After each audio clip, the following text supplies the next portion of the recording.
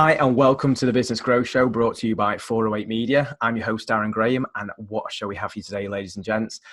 Today's guest is Kate Fox of Fox Graphics, and today we're going to be picking her brains and asking her how you can get your brand to stand head and shoulders above your competitors. Kate started Fox Graphics in 2008 with the aim of guiding companies to be noticed and raise their game by using design, brand and marketing strategies, which enables their businesses to triple in turnover and get ahead of their competitors. She also now runs brand strategy workshops, which help people at all stages of their business to focus, review and assess their positioning and messaging. And she also promotes the phrase, do not design to trend, which I'm fully on board with as well. So Kate, how the devil are you? Hello, I'm fine, thank you. How are you? Very well, thanks. It's good to see you. Not seen you in a while. So yeah, time since we were presenting at a hall somewhere in Cheshire many years ago.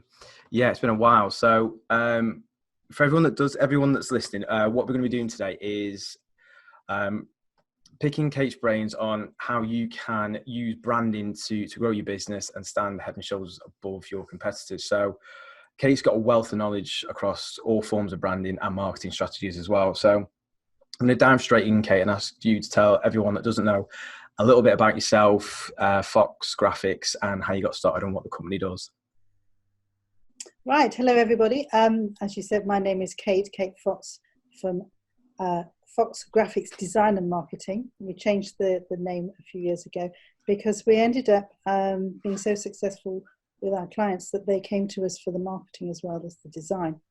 A little bit about my background. In a former life, I worked in hotel and catering. I have 13 years of five-star executive management operation experience. And I also have some training background with the hotels, but also I worked for a couple of training companies as well. Okay. Hence, I'm comfortable with the workshops. So yes. It's a little bit like going, I was saying earlier, Coles to Newcastle. It's rather nice for me, using skills that I haven't used for many years, involved with my passion, which is branding and the design and marketing. So I started in 2008. 6 years beforehand, I basically decided to, I'd reached a crossroads in my life. I think it was about 38, 39. And I went to Macclesfield College to learn how to switch on a computer because my daughter was going to be growing up with the internet. And I thought, I need to know how all this goes and works. And whatever job I was going to do in the future, I knew I'd have to be competent on computers. Yeah. Little did I know that 6 years later, I would come out of Manchester Met University with a first-class degree in graphic design. And then I thought, I'm 45, what do I do? Do I go and make coffee at an agency in Manchester or London or something? Yeah. And I spoke to my director my professor at the university, and I said, what do I do now? And he said, plough your own furrow. And I said, nice. Does that mean I have to start my own business? And he said, yes. And I said, I don't want to work for myself. Anyway, I'm now 13 years on. Working for yourself is a challenge in itself. Yes. There are highs and lows. The skill set that you end up with is unbelievable. I was commenting today, even with invoices and paying for things now, I've become the bank cashier as well as everything else. Technology has made that we have to multitask all the time. Yeah. Anyway, so basically, 13 years business at Fox Graphics, and my passion is design. Yeah. When I'm designing, I go into my own zone and I start humming and I don't sing to myself, but I think I hum to myself. And really, I'd like to be sitting in a little office. Many designers want to just sit in an office with their Apple Macs and in a tower and not and really just talk. Design. Yeah, but life isn't like that. So basically, I'm sort of very happy and confident talking to people and helping businesses. Apart from the design side, what really makes me tick is that when my clients are successful and I've been part of that success. Yeah. My brand is part of that development.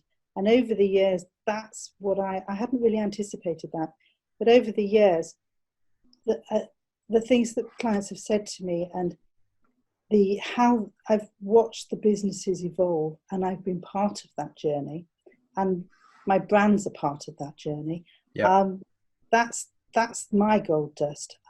We've won awards and all that stuff. That's never motivated me. My award is the fact that the business is still in business, Yeah. and that they are successful. 2008, when I started off, nobody told me it was the beginning of a recession. Yeah. And I didn't know it was a recession. So anyway, I was thinking about it this afternoon. Of the small businesses that we did the branding for in the setup at the beginning of the recession, the only ones that have really survived, and we're talking 13 years later, Yeah. are the ones that invested in quality design from the beginning, or very close to the beginning. And That says a lot, really, doesn't it? Yeah. And I have a sort of a handful of medium to large companies that invested in on every angle, which we'll go into, from the design point of view and the branding and the messaging. And the ones that have doggedly stuck to, this is our brand, this is how we talk, these are our fonts, these are our colours, this is the messaging. Yeah. The ones that get it, the MDs and directors and marketing directors who get it and stick to it and are almost bolshy about protecting the brand, Yeah. are companies that have triple, quadrupled and taken off and held their positioning in the marketplace. That's really impressive. It is. One company in particular to work with, I'm now on a retainer with them for their marketing and their design. And I actually have a case study where they have attributed their successes. Our input has been a very positive contribution to their success. And having that sort of pat on the back and written sort of accolade basically says, we don't just talk the talk, we walk the walk. Yeah, exactly. I mean, it's one thing to say that you're good, but it's a difference to have someone else say you're good and have the stuff to back it up with. It's taken me this long to be humbled, and we British aren't very good at saying that we're good at things. No. It's taken me this long to say, actually, I do know what to do. Yes, I am quite good at it, but it's not natural for us to say that. No. Anyway. Following on from what you said about company owners, marketing directors that actually get the brand. If we were speaking to a marketing manager, business owner that hasn't really thought about the branding, where would you get them to start, or what would be the starting point? What would you advise them on to get started or take the branding to the next sort of level? Come and talk to me. So many hours, and I do free consultation anyway. I don't do that. I'm about giving and helping, supporting. Mm-hmm. If you don't talk to me, talk to somebody, but talk to people who know what they're talking about and are qualified.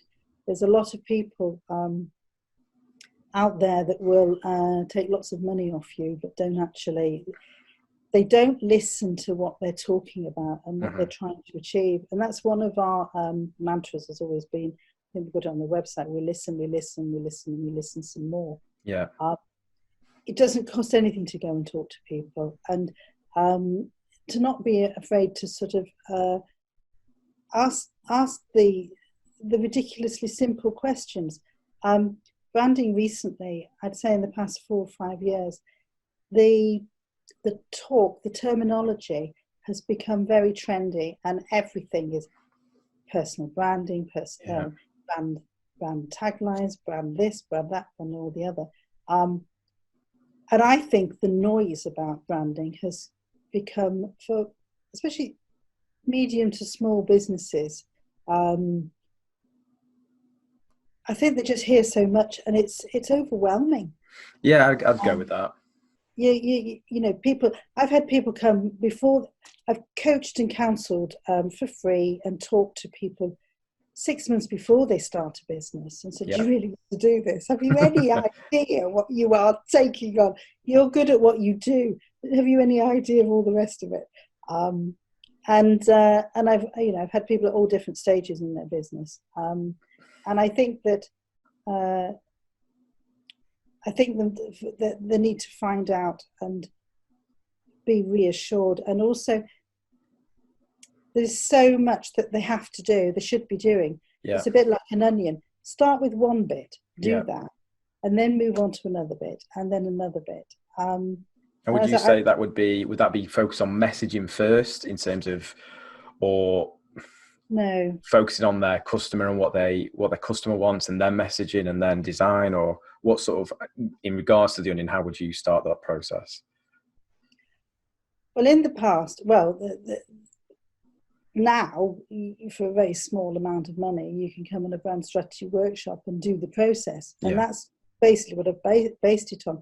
But initially, for the past 13 years, and also if a client comes to me on a one-to-one, the first thing, as a designer, you can't design for a company or for a person unless you get under the skin of the business. Yeah, okay. So I have always interviewed and talked and discussed with the MD, the client, whoever, about the business, because and you basically ask all the 5 W's and the H, which is why, what, when, how, and who. Yeah.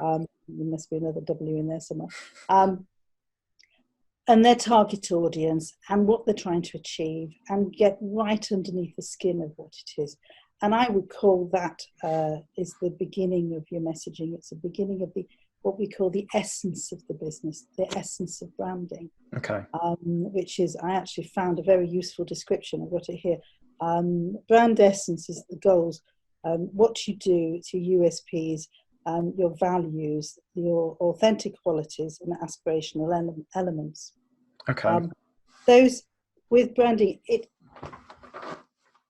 takes over, it encompasses so many of the different aspects of the business. People in the past have thought it's just a logo. Yeah. It's a badge, you stick it on everywhere. And if you're clever enough, you might actually work out which is a nice font to go with it for your messaging and your marketing material and your literature.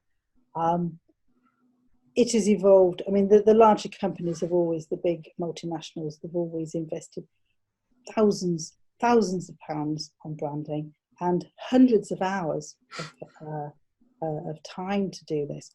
But for a small, medium-sized company, one, they can't afford it, and two, they haven't got it, they don't need that, and also they haven't got the time to be able to do that because they've got to do everything else. Yeah.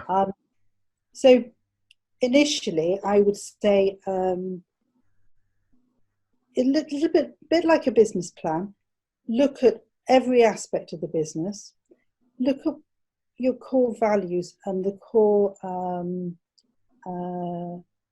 qualities and ethos of the company. Yeah. Okay.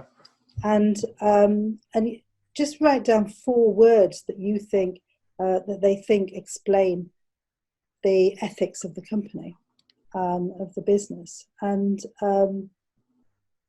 what we do on the brand strategy workshop is we actually look at we've looked at a fantastic video which explains, which is what we call our killer sentence, which it becomes your marketing message, which you can put on all your social media and your brochures and your website and all the rest of it. Yeah. So I think that sort of covers most of it. But yeah, definitely. That's. I was going to say, from the logo point of view, what we haven't mentioned, have you got that on your? What have you got on the next thing? Yeah, I'm going to. No, you crack on. I mean, that's. Have I covered? No, you've not. You've not. Don't worry. No, that's fine. Yeah, yeah. So that's the messaging. What, like you say, what would you do from like the design or the I suppose. Well, it's interesting because on somebody asked me in my industry this morning on LinkedIn about brand results and what is the most constant and useful thing with branding. Yeah. Apart from the logo. And I quickly this morning sort of messaged back saying colours, voice, tone, typography, those are the constant things.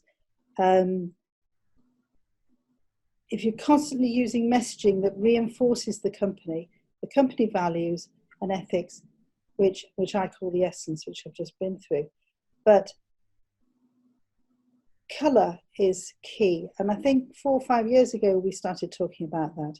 I remember having a conversation with you about this in particular at one networking event. I remember talking about how different colours portray a different image.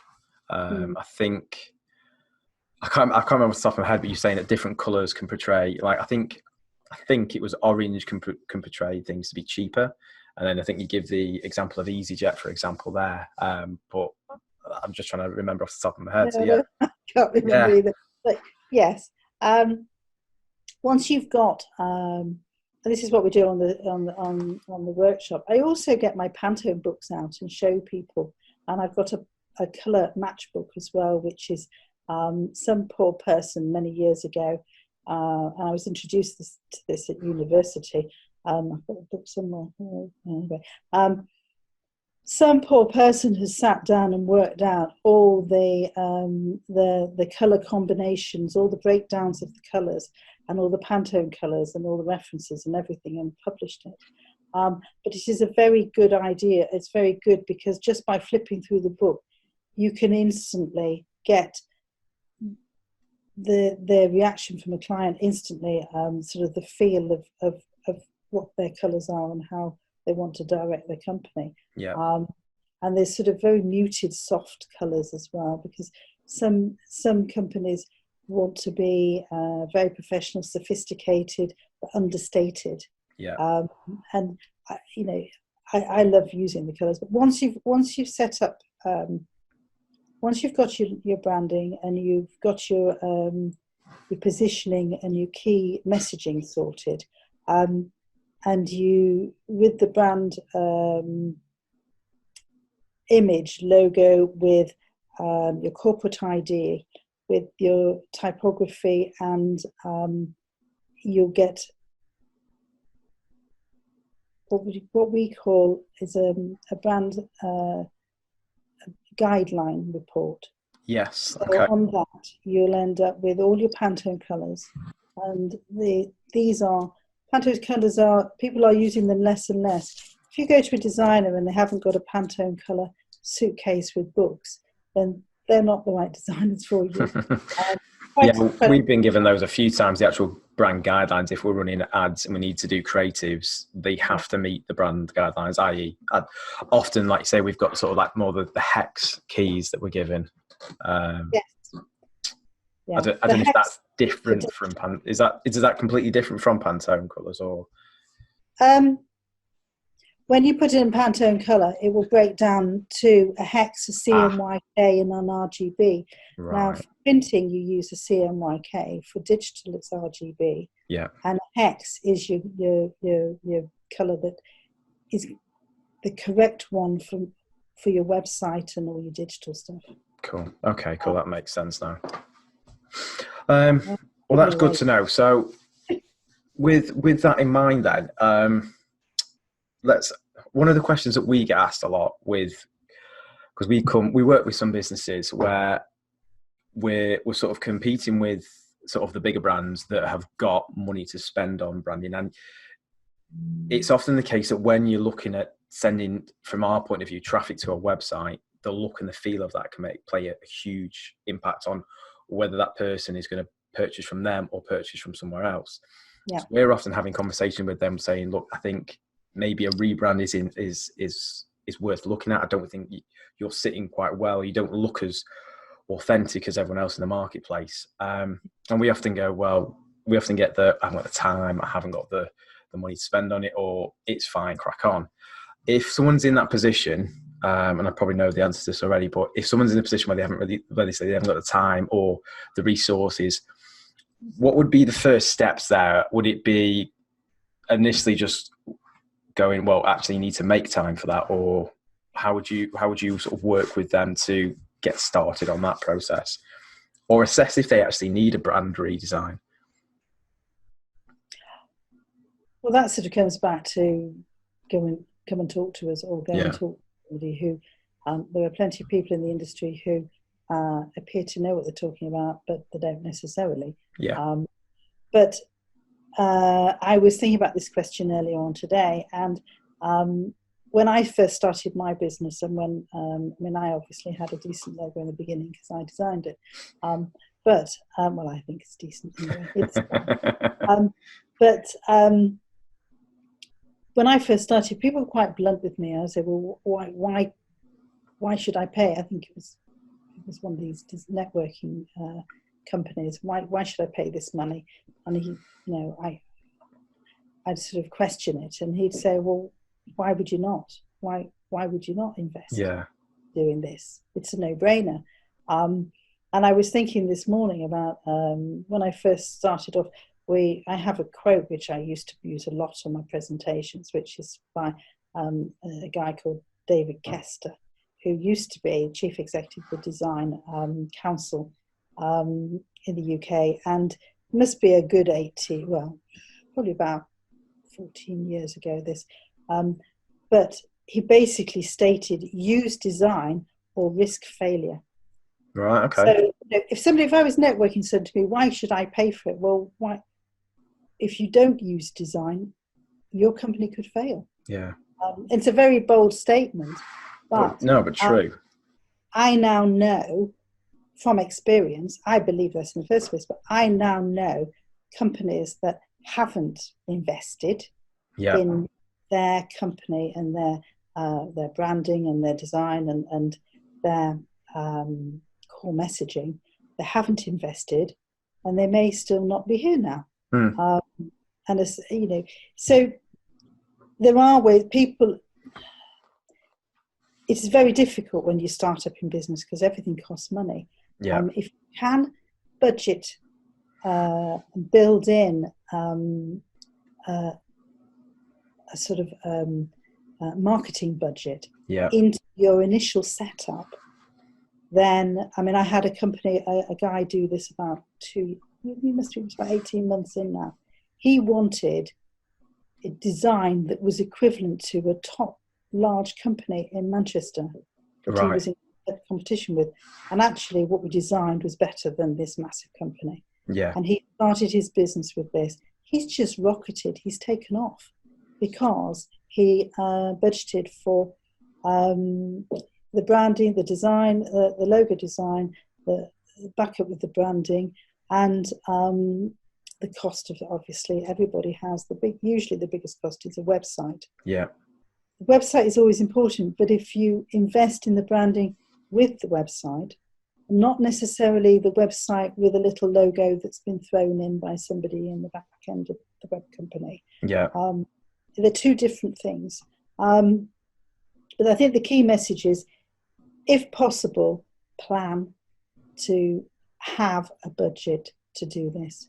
Because it can save you 2 years of your time and life and stress and all the rest of it. And this is part of my killer sentence about the company. We help companies get noticed and raise their game. And between 18 months and 2 years is when we do very few startups now. But 18 months to 2 years is when they knock on my door and say, Kate, I've been watching, listening. I know I have to do it. I know, and I know I need to find the money. But people are not taking me seriously. I'm not being noticed. I'm not professional enough, which is what you were saying before with your, they say, well, and they're spending hundreds, thousands of pounds on advertising. But they look naff. They look Mickey Mouse. So they come to me and they go, I need to up my game. I've got the money behind me now. It's not major money. I've been told recently we charge too little. Which just put another zero on the end then. Well, my accountant always says, you charge a price and then you throw everything else in for free, Right. and we do a lot of value added, because I just think, oh well, I'll just do that, So, but I think the key answer to your question is, if you can, get a marketing budget in place, and if you are savvy enough and you're starting in business, invest in the branding from the beginning, because I know, and I've seen it, and many companies who've done it, and all these big companies, they spend like, I don't know, 6, 9, 10 months preparing all this, and it's hundreds of thousands of pounds Yeah. to get it done. And that's the process that they go through, all the messaging and the voice and the words and everything from every angle. For larger companies, it is a massive budget that they do figure on to prepare for. So if they haven't got the money, the other thing to say is, I think I put down here, is it may be, and I haven't done this much, but I have done it for a few special clients, is that they've said, I really, really, really want you to do it. We need the support and help. I like everything. We're on the same page. Can I spread it over a few months? And my web, I have a web developer as well, and he's one of my associates who works very closely with me, because our model is a bit different from the big agencies. Yeah. And he is prepared to spread the cost over maybe 3 or 4 or 6 months. So there are ways of getting that up. Yeah, I mean, I've known people come and go with large web design companies. Not fair to say names. No. They're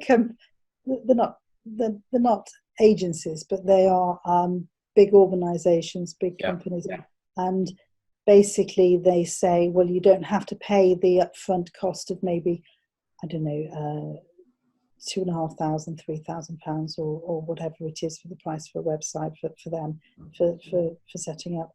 All you have to, there's a small setup cost of maybe £150, and then maybe they pay something like £80 a month or something like that. Yeah. But it's quite quickly, after 2 years, you've paid off your website, and you're just paying and paying and paying and paying. Yeah. And it's better to put it on a credit card and pay it than once it's paid off, it's paid off, or borrow the money or do something. But we don't go down the route of just paying forever for something that is going to be out of date within, they say now with websites, within 3 years. The technology has moved on so much now that it's out of date. Yeah, no, I'd jump on the back with regards to the marketing budget and so on. I think, especially clients that we work with that have a budget and also know the numbers, so know, that's going to be attributed to that, and regardless of whatever happens, that's the money we're investing into that side of things, and knowing that it's a long game. It's not, branding isn't going to be the thing that's going to, like with anything marketing brand, it's not going to make you a millionaire overnight. It needs to be worked. I think another thing that from my point of view on branding is, it's not just a logo. It's not just a message in it. Like you say, when you've discussed about the ethics and the integrity side of things, that comes through from speaking to people on the phone. Are they portraying that through the business? Is the way that you're communicating your customer service, is that, in keeping with the brand as well? And then once they see the brand and interact with the brand, that's when it really comes together, and then they really can connect with that brand and go, right, that's what they're about. Yeah. So no, that's really, that's it. It's good to hear that as well, which is good. One of the other things with the branding, which I learned from an American guy recently, was I didn't know, but it came up. It's not just about the logo, what's printed or in digital, or what's tangible that you can see or feel. Another way to take it onto another level is you train your staff your branding. Yeah. So they become your sales team. Yeah. They are representing your company all the time, and it's a bit like ripples on the pond. Once you throw it in, the ripples that just keep coming and coming and coming in all the different aspects. Yeah. Mm. No, I agree wholeheartedly with that. I've interacted with brands that have the big fancy tagline, and then when you speak to the company, it's completely different. It's not that. And then you've got brands that look, feel, and then interact with you with everything that's exactly the same, and it's just a different experience. And then even if they do, for whatever, if the customer service isn't great, because the experience overall is great, it draws you in more. Yeah, that's true. Very true. What we've talked about branding in and the way that it's kind of changed over the past couple of years in terms of like the buzzwords that have become really trendy. What's your point of view on the future of branding, or how do you think that's going to develop over the next few years or decade, and how do you think brands and businesses should take that on board and use that? Wow, it's a very, very wide, big question. That one I was thinking that earlier. Why are we here? Oh gosh, I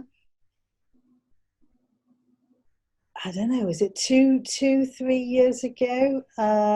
We're actually in the future with our brand. Yeah. Because we did the Fox animation.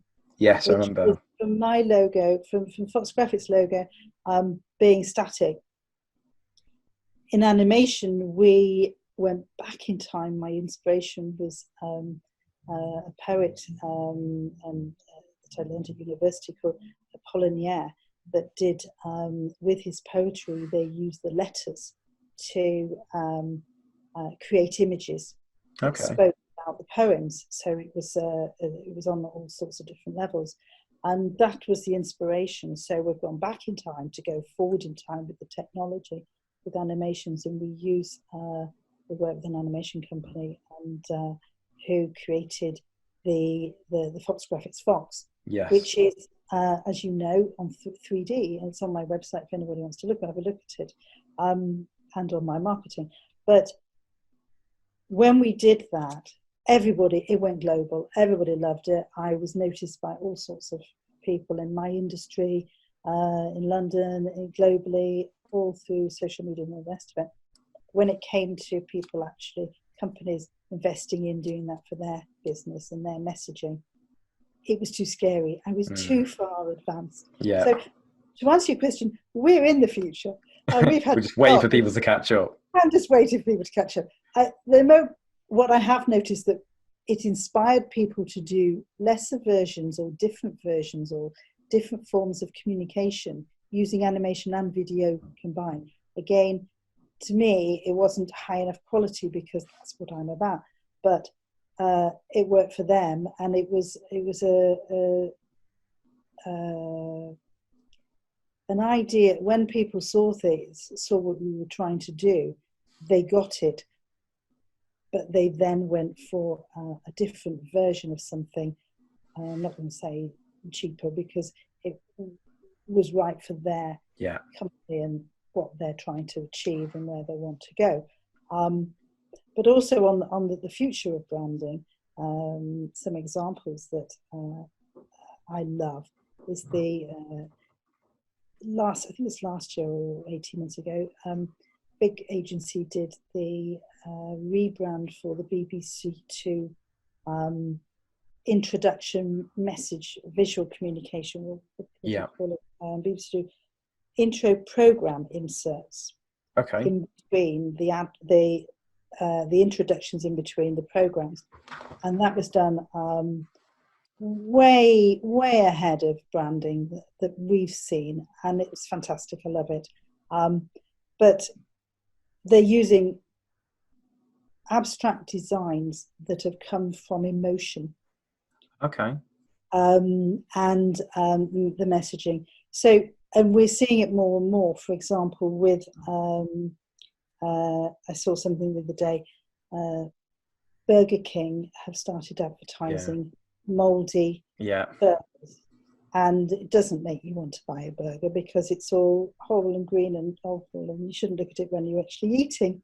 But it's very clever because they're using shock tactics, but they've flipped it over. It's aggressive. Yeah. The messaging is, you can eat this food because it hasn't got any preservatives in it. Yeah. To make that are bad for you. Yeah. So it goes off quickly. Yeah. And so that's from the advertising and the messaging and the branding. That's ahead of its time. But also, is it? Because these shock tactics were used by Benetton many years ago. Okay. For their messaging. I've got books on it. I did at uni, where they were. Every time you walked past the window of a Benetton shop, they had the most horrendous, scary, awful pictures of adverts of people with fur coats and blood coming out of the coats, and they went into they were renowned. You see, you've never even heard of this. No. I've missed it. Maybe I ought to put it on LinkedIn. They were renowned for their shocking you into, making you want to find out more. Either you didn't like it or you didn't like it, but why were they doing it? And it's the undercurrent messaging that they're trying to get across. It's the kind of storytelling. Because what your animation did was, in a sense, what a logo is restricted from is telling a full story, whereas what the animation did for you, especially the latest one, is sort of develop from a logo into sort of a story of who you are as a brand and a company. And I suppose with the shot tactics there, like with Burger King, like with Benetton, they're kind of hooking you in so you can learn more about the story behind the brand. So you remember it. Even if you don't want a moldy burger, they're the people that do it. Why are they showing me a picture of a moldy burger? So that sort of draws you into it. I've seen a lot, especially from the marketing point of view, and it sounds like branding's going that way. Is more of a storyteller approach to it, rather than just the old school direct selling sort of method, which was hit them over the head and hard enough until they buy off you. The old 1950s push marketing rather than pull marketing, bring them towards you. So it kind of sounds like that's where the branding element's going as well. I think nowadays in the past 5 years, technology and digital marketing and sales and marketing, the noise out there, because we've all got computers, we've all got phones, we've all got iPads, we've all got this noise all the time. Hard, sell access all the time. There has to be something that differentiates you from from the rest of the noise. And I think the storytelling is key, and I think the colours and I bet you they end up with smells that trigger off. Well, we got coffee, haven't we? So we have, yeah. I think branding has definitely gone onto a 3D platform. Yeah.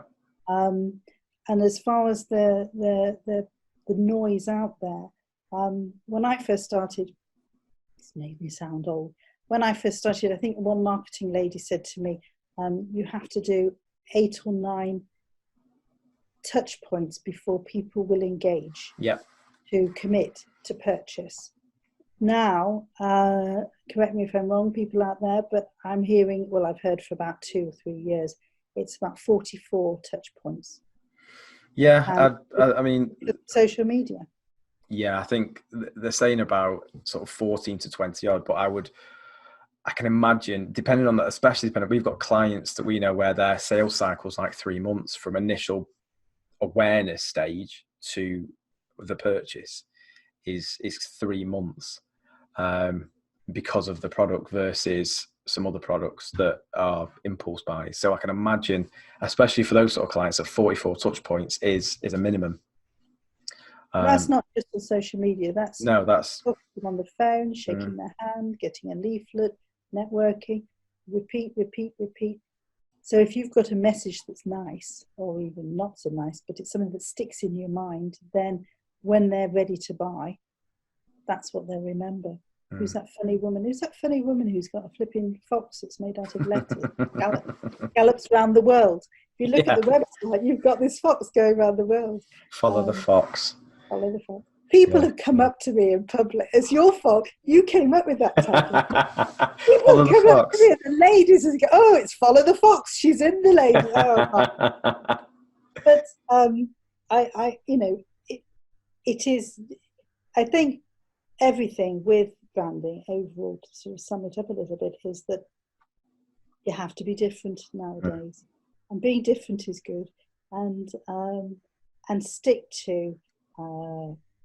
I was listening to a video recently. It was this American, and he said, and you forget, branding actually started off with a hot metal thing, which you put in a fire with your signature, your name on it, your letter on, and you put it on the back of a cow.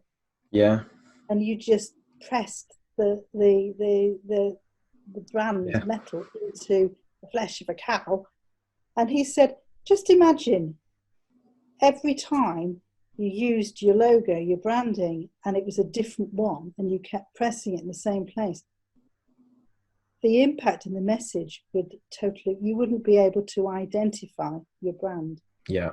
So from that, we talk about branding, and I totally forgotten, it actually came from people who, doing that to cows and literally branding. People who were branding on the cow.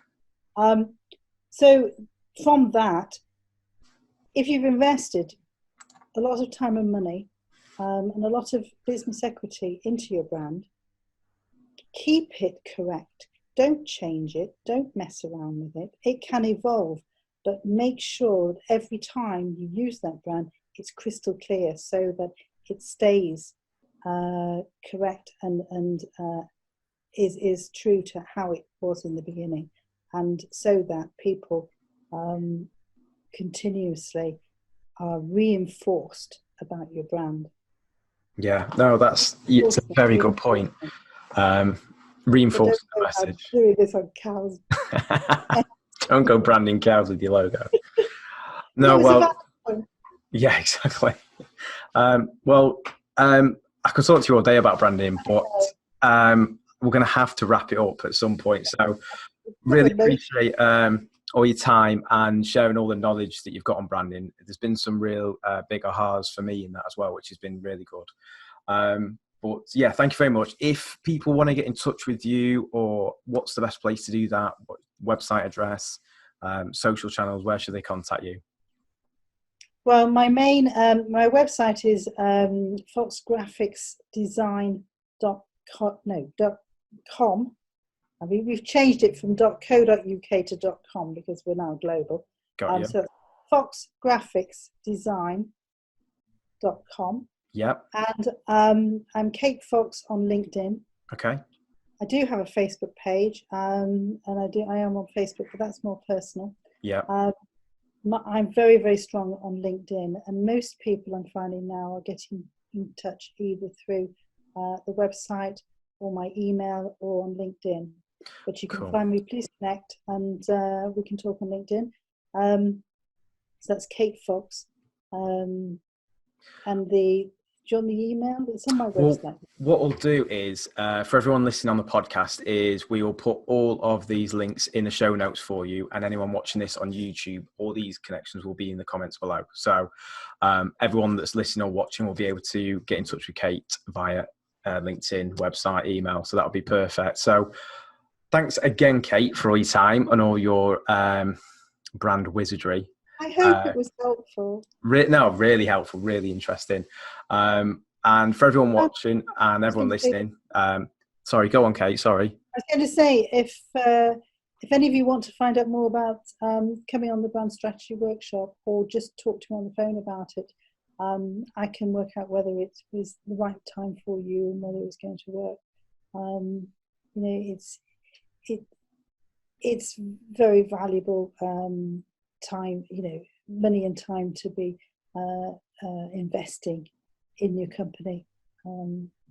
Yeah, that's a good call. If you've listened to the podcast and thought that it might be worth delving into that side of things, it's probably worth if you're having a chat with Kate about the workshop and as a taster session, or at least, dipping your toe in the water. So I'll put the links to that in the show notes and in the comments as well. So if you want to get in touch, they can do there.